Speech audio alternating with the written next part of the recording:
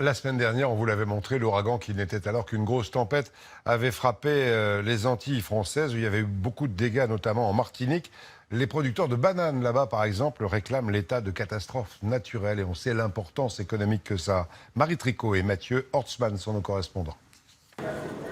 Banane, figue, pomme, francinette ou dessert, mais une manque à l'appel.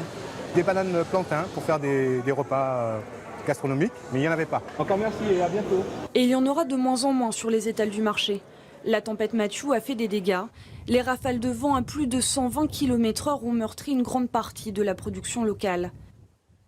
Au lendemain de la tempête, José n'a pas reconnu son exploitation. Toutes mes bananes étaient arrachées, cassées, et j'ai constaté ces dégâts-là. Et puis je me suis dit comment je vais faire. Ça surpris d'avoir les bananes à terre comme ça, et puis ça nous fait mal, hein, c'est sûr. Hein. 3 hectares de parcelles sur 4, soufflées par le vent. La récolte est perdue pour l'année. Au pied de la montagne, Mathieu n'a pas été plus clément.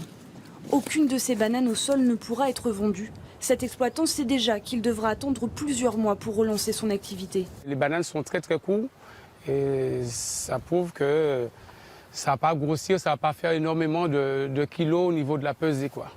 Destinées au marché local, les bananes plantains ne sont pas les seules victimes. La Cavendish est la plus consommée sur l'ensemble du territoire français.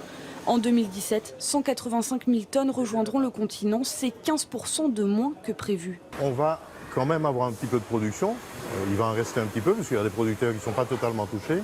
Et la Guadeloupe aussi n'a pas été touchée. Donc on pense qu'on va satisfaire à peu près le marché français. D'ici quelques semaines, comme tout ce qui est rare et cher, la banane risque de flamber.